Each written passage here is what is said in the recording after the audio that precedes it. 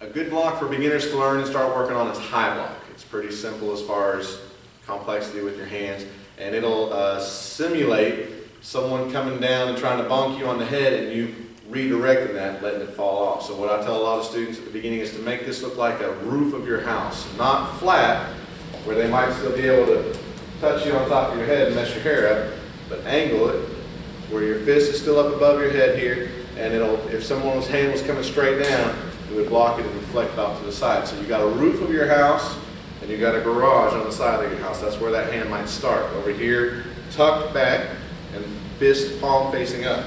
So it'll be starting in the garage, then it'll shift straight up here, go straight up to the roof. Garage, roof, garage. And then once they get good at that, I'll add the second hand in. Let them practice that, maybe that side individually at home alone, and then add it in as a second hand and let them switch places. Nice and slow.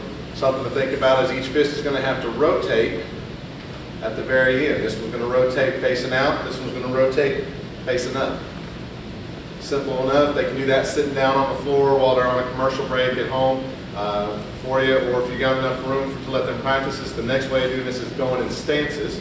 So if we're going to have them work on footwork at the same time with this, they'll start from a chumbi here with their feet shoulder width, hands right here in front of their belt, and just tell them to put one hand at their belt here as you're starting. That's your garage. It's going to step forward and become your roof.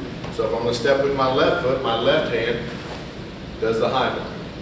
Ends up here, my right hand stays on the side of my house in the garage here.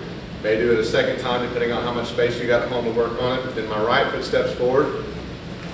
Right hand becomes the roof, the high block. Stepping back, same thing. And then I'll come back to here to that relaxed stance right there.